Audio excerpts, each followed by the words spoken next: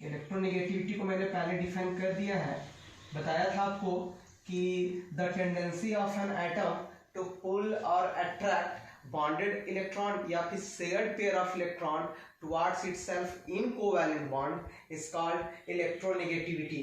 तो मैंने बताया था कि अलोंग द पीरियड जाने से साइज छोटा होता है तो वैलेंस इलेक्ट्रॉन को न्यूक्लियस को खींचने में आसानी होता है, तो इलेक्ट्रोनेगेटिविटी बढ़ता है। तो सबसे ज़्यादा इलेक्ट्रोनेगेटिव एलिमेंट जो है वो हाइड्रोजन्स का था अपने रिस्पेक्टिव पीरियड में। तो अगर ग्रुप 1, ग्रुप 2, 13, 14 से अगर कंपेरिजन करें ग्रुप 13 का ग्रुप 2 से, तो ऑब्वियसली ग्रुप 13 जो होगा वो ज़्यादा इलेक्ट्रोनेगेटिव होगा then that of alkaline earth metal. तो लिखेंगे कि the elements of group 13 are more electronegative than that of elements of group 2। That is मैंने बताया था कि यही है अल्कलाइन अर्थ मेटल्स। बात करें डाउन द ग्रुप वेरिएशन, देखें कि in moving down the group 13 the value of electronegativity first increases from first decrease कर जाएगा, first decreases from boron to aluminium, but on moving from aluminium to thorium, the value of electronegativity increases slightly, घटना चाहिए लेकिन हल्का सा यहाँ बढ़ जाता है। दिस इज ड्यू टू, इसलिए ऐसा क्योंकि this is due to more poor shielding effect of D and F orbitals. अगर बात करें एक तरफ ले लें एलिमेंट्स और एक तरफ ले लें इसका इलेक्ट्रोनेगेटिविटी, इसमें है boron, aluminium, gallium, indium and thallium. इसका होता है 2.0, 1.5, 1.6, 1.7 एंड 1.8। देखिए बोरॉन से एल्यूमिनियम की तरफ गया तो घटा, लेकिन गैलियम, इंडियम और थैलियम क्यों रहा है तो इसमें D and F electron participate करने लगता है, तो इसका शिल्डिंग इफेक्ट पुअर, तो न्यूक्लियस क्या ज़्यादा मीन्स इलेक्ट्रॉन को अपनी तरफ ज़्यादा खींचेगा, इसलिए घटने की जगह पे यहाँ पे इंक्रीज कर गया स्लाइटली। अब बात करते हैं हम लोग नेक्स्ट फोर्थ, इलेक्ट्रो पॉजिटिव और मेटालिक कैरेक्टर। मैंने बताया था कि कोई एलिमेंट कितना इजीली इलेक्ट्रॉन को छोड़ पाता है उसी को हम लोग बोलते हैं इलेक्ट्रो पॉजिटिव कैरेक्टर, क्योंकि मेटल्स आर इलेक्ट्रो पॉजिटिव। अगर हम लोग अलोंग द पीरियड गए तो अलोंग द पीरियड जाने से क्या होता है, साइज छोटा होता है। साइज छोटा होने से न्यूक्लियस जो इलेक्ट्रॉन को टाइटली हेल्ड करेगा, इजीली छोड़ने वाला नहीं है, इसीलिए मेटालिक कैरेक्टर घट जाता है। लेकिन जब डाउन द ग्रुप गए तो एटॉमिक साइज बढ़ा, एटॉमिक साइज बढ़ने से आयनाइजेशन एंथैल्पी घट गया और आयनाइजेशन एंथैल्पी घटने के कारण मेटालिक कैरेक्टर जो है इसका बढ़ जाता है। तो अगर बात किए थे हम कि सबसे ज़्यादा इलेक्ट्रो पॉजिटिव एलिमेंट कौन है, तो बात किए थे सीजियम। और मोस्ट इलेक्ट्रो पॉजिटिव ग्रुप कौन सा है, तो अल्काली मेटल्स ग्रुप 1। उसके बाद ग्रुप 2, तो ग्रुप 2 और ग्रुप 13 में कंपेरिजन करेंगे तो ऑब्वियसली ग्रुप 13 जो होगा वो लेस इलेक्ट्रो पॉजिटिव होगा।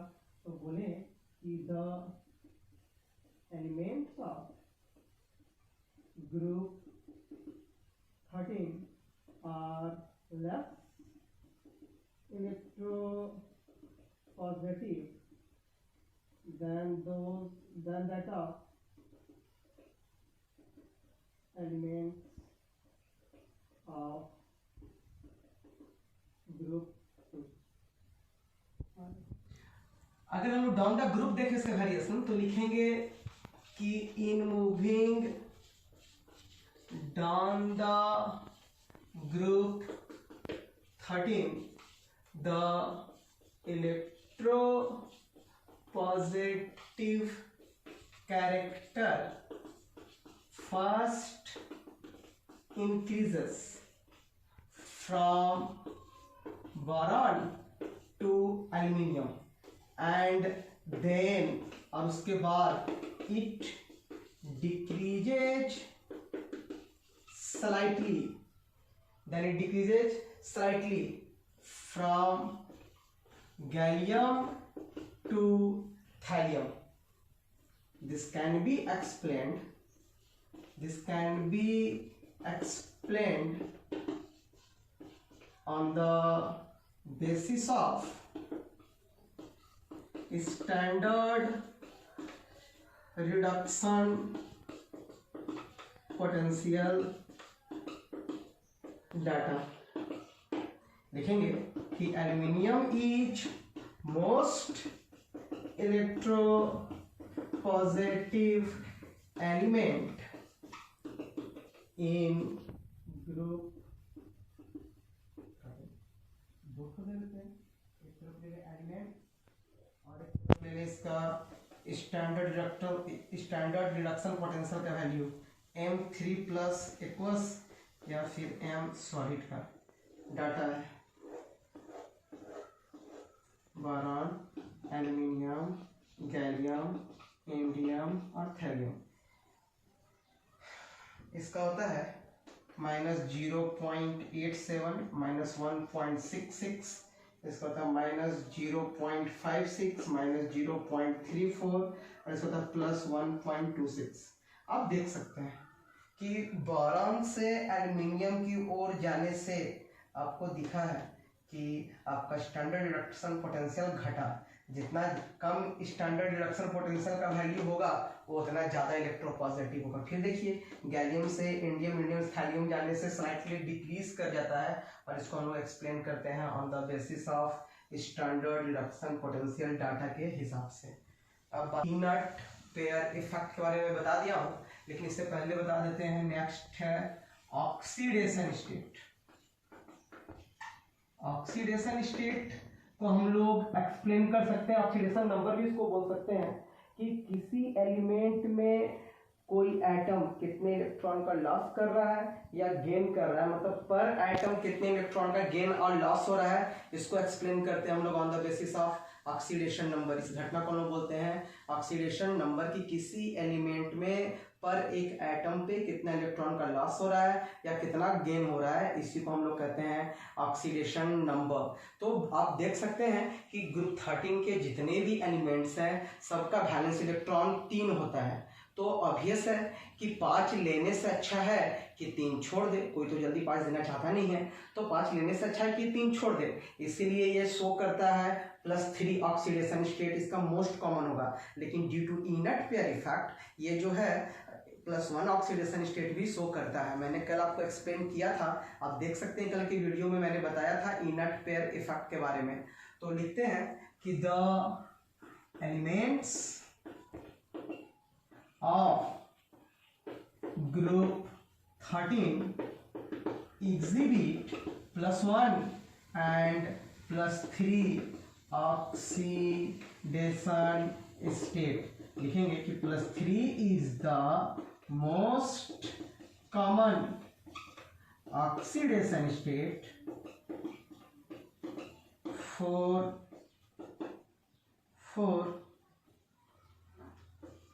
for all the elements of group 13।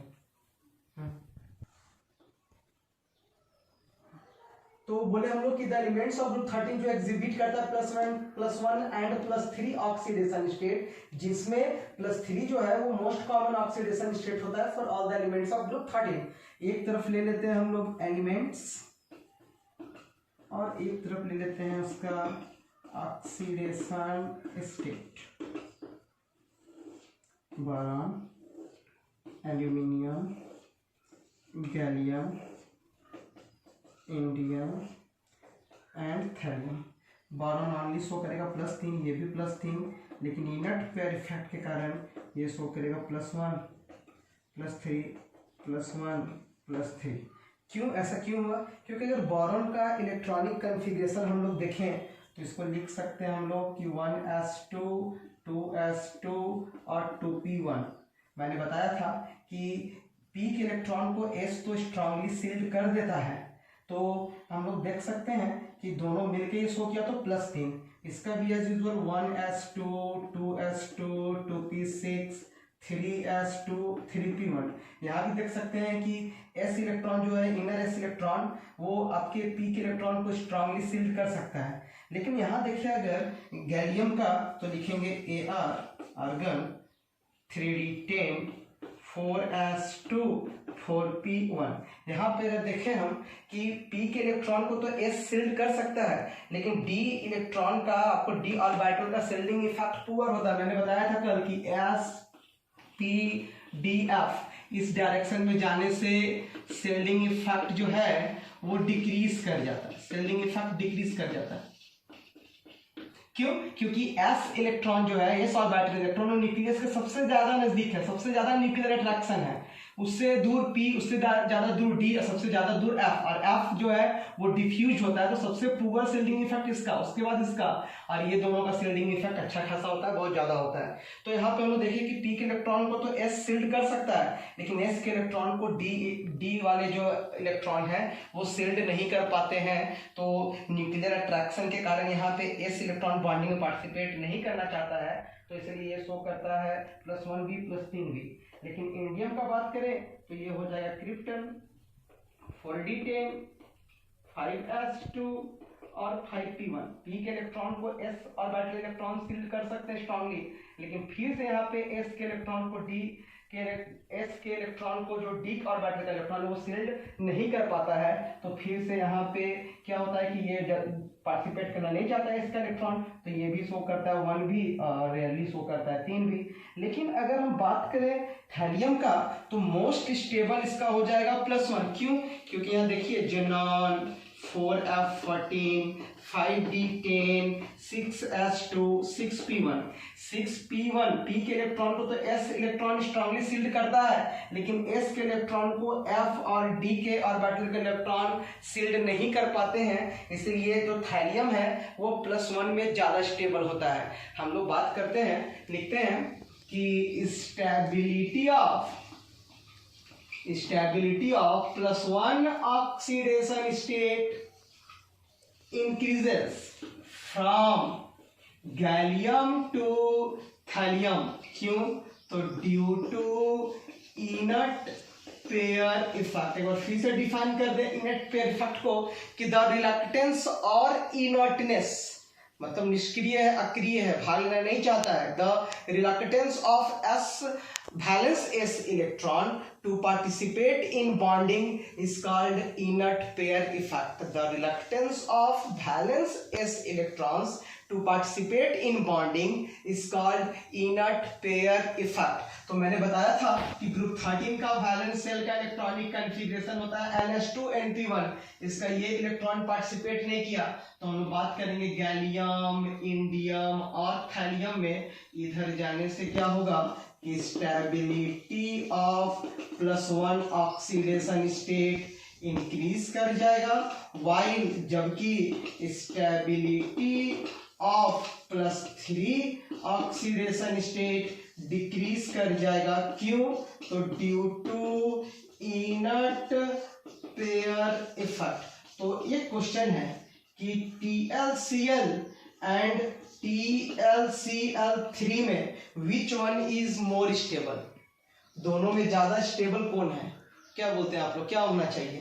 देख ले तो ऑक्सीडेशन नंबर निकाल के, इसका थैलियम का निकालना है तो ये हो गया x, इसका होता है -1 इक्वल टू 0, तो x इक्वल टू +1, यहाँ हो गया x -1 into 3 equal to 0, x -3 0, तो x इक्वल टू +3। तो देख लीजिए आप कि थैलियम जो है वो ज्यादा +1 में हो स्टेबल हुआ कि +3 में। इधर देख लीजिए कि गैलियम से इंडियम से थैलियम की ओर गया है तो +1 का स्टेबिलिटी बढ़ा है, तो ऑब्वियसली ये ज्यादा स्टेबल होगा। मतलब लिख सकते हैं कि TlCl thallium chloride is more stable than thallium trichloride. एक रीजनिंग क्वेश्चन है, पूछ सकता है कि why thallium chloride is more stable than thallium trichloride, तो वी कैन से कि due to inert pair effect. अब कोई बच्चा पूछेगा कि बताइए एग्जांपल सर कि +1 +3 में कुछ एग्जांपल बताइए। तो देखिए थैलियम को तो मैंने बता दिया +1, लेकिन देखिए और भी In2O इंडियम ऑक्साइड, तो इसका देख लीजिए ऑक्सीडेशन नंबर 2x -20, तो 2x इक्वल टू +2, तो that is x equal to +1।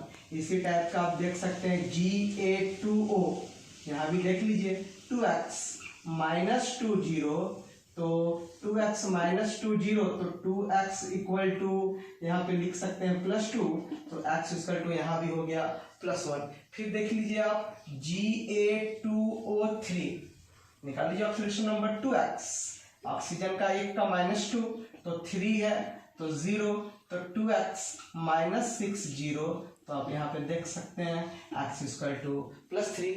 Tl2O thallium oxide 2x -20, 2x +2, तो x equal to +1।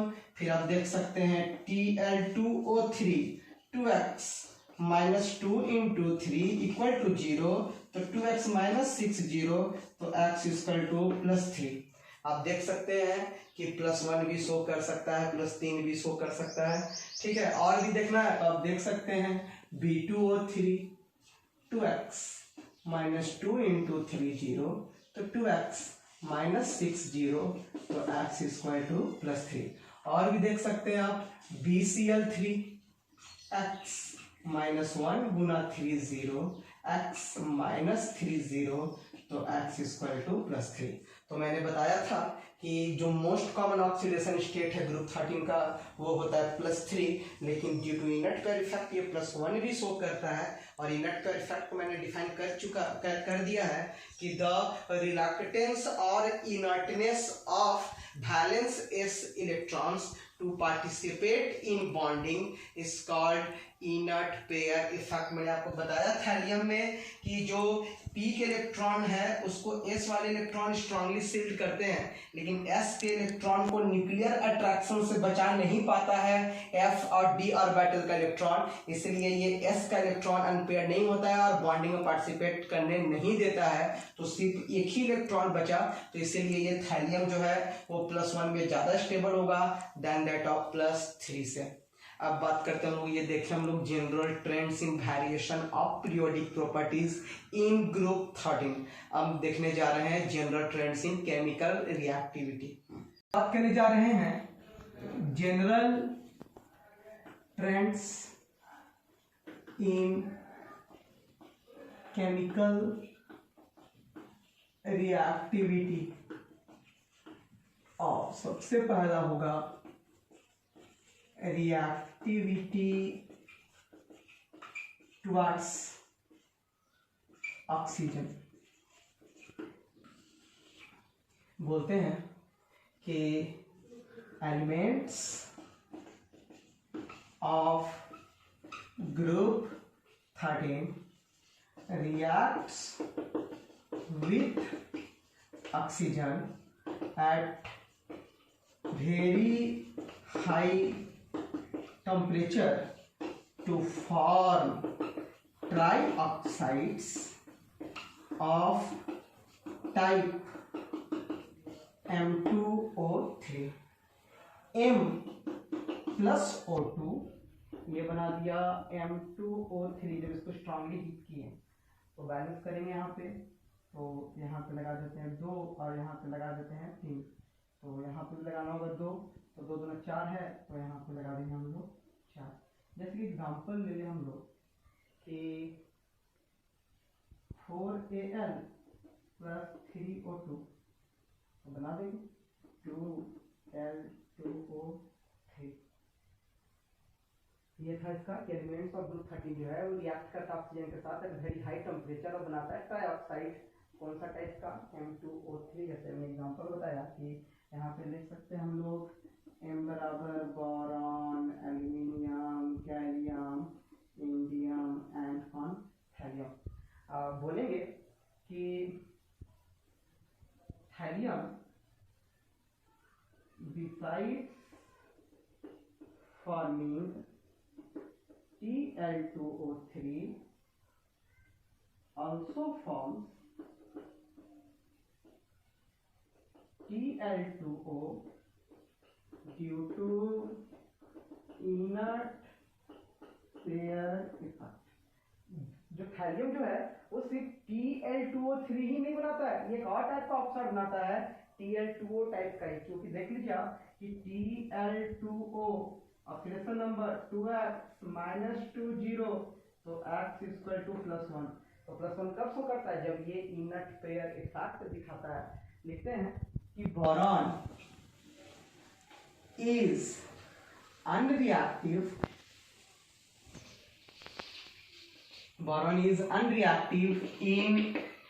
boron is unreactive towards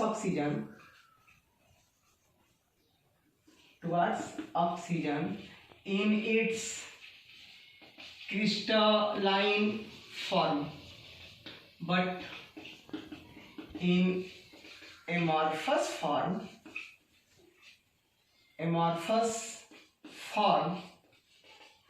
it reacts with O2 at high temperature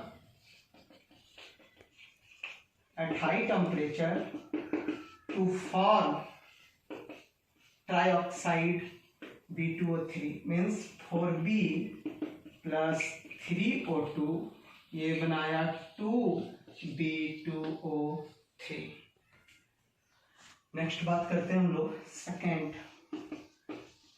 reactivity towards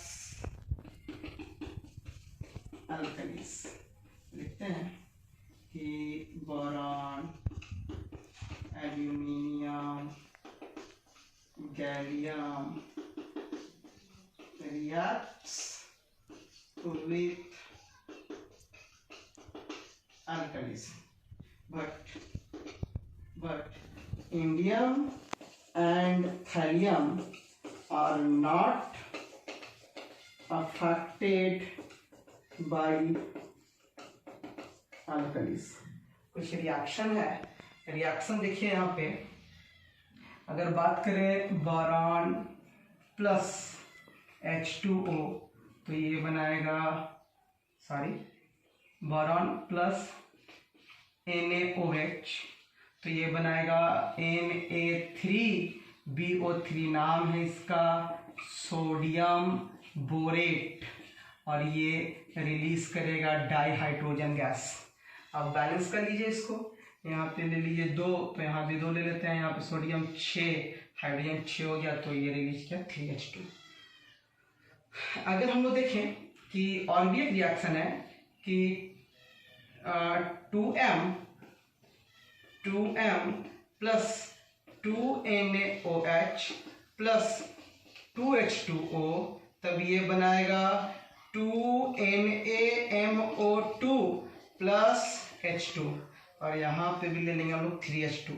यहाँ पे M बराबर हो गया boron या फिर aluminium. जैसे देख लीजिए कि 2Al plus 2NaOH plus 2H2O इसको हीट कर दें तो ये बनाएगा 2NaAlO2 प्लस 3H2। इसका नाम हो गया सोडियम एल्यूमिनेट। आप यहाँ पे लिख सकते हैं एल्युमिनियम की जगह बोरॉन भी। एक और इसका रिएक्शन है, लिख सकते हैं हम लोग कि 2M प्लस 2NaOH प्लस ये 6H2O, तब ये बनाएगा NaMOH का होल 4 प्लस ये बनाएगा 3H2। तो यहाँ पे हम लोग ले लेते हैं 2H2। देख लीजिए बैलेंस है। यहाँ पे हो गया सोडियम 2, तो यहाँ भी 2 लेना होगा। तो ये बनाया। इसका जैसे एग्जांपल ले लें हम लोग, यहाँ पे एम के जगह पे ले सकते हैं एल्यूमिनियम और गैलियम। जैसे में अगर हम लोग देख ले, पहले इसको बैलेंस देख लेते हैं। बैलेंस है ना 2m और ये हो गया m, तो ये हो गया 2m। तो हाइड्रोजन या ऑक्सीजन हो गया 4, 2 ना 8, तो ये हो गया 2। तो यहाँ पे लेना होगा 6, 6 दूना 8। हाइड्रोजन हो गया 2 और 6 दूना 12, 12 और 4, 12 2 14 हो गया।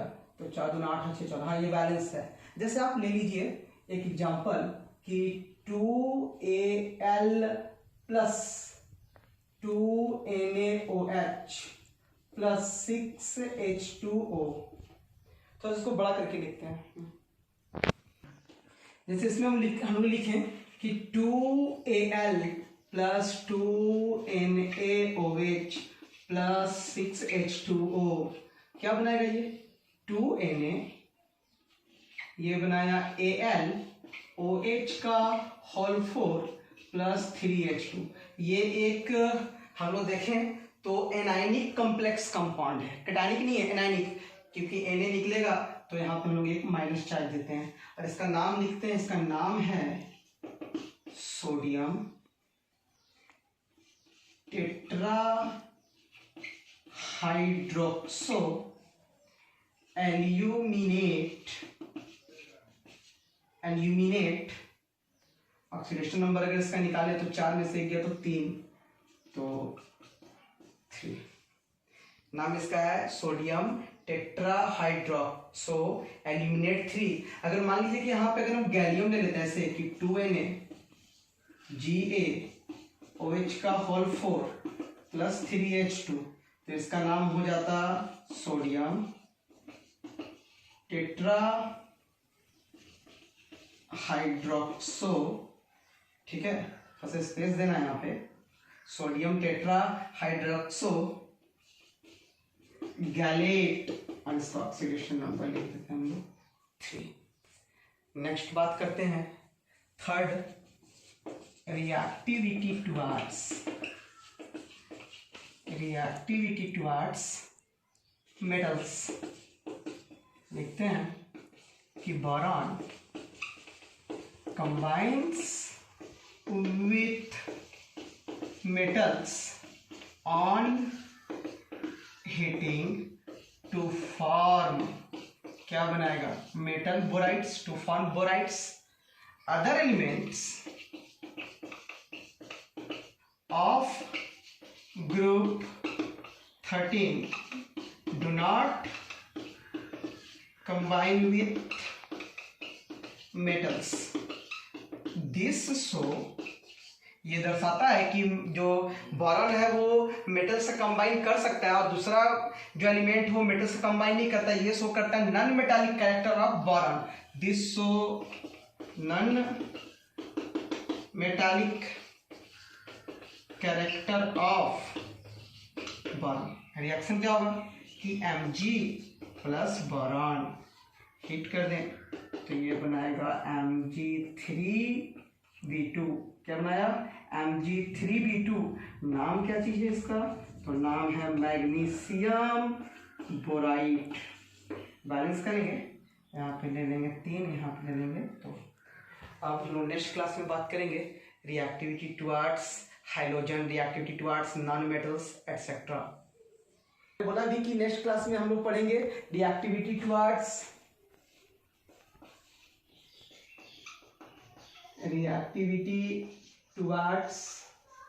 वाटर, दूसरा रिएक्टिविटी टुवर्ड्स एसिड्स और रिएक्टिविटी टुवर्ड्स एसिड हो गया, वाटर हो गया, नॉन मेटल देखे हम लोग, अच्छा मेटल्स देखे थे, तो हो जाएगा नॉन मेटल्स। 3 के बारे में हम चर्चा कर लिए कि reactivity towards oxygen, reactivity towards alkalis और रिएक्टिविटी टुवर्ड्स मेटल्स। तो ये आपका हो जाएगा 4th पॉइंट, ये हो जाएगा 5th और ये हो जाएगा 6th। तो आप लोग का होम टास्क है कि आप घर पे इसको अच्छा से पढ़िएगा। कल के नेक्स्ट वीडियो में मैं इसके बारे में बताऊंगा तो ज़्यादा डिटेल क्लियर हो जाएगा, तो आप लोग जरूर पढ़ के रखिएगा।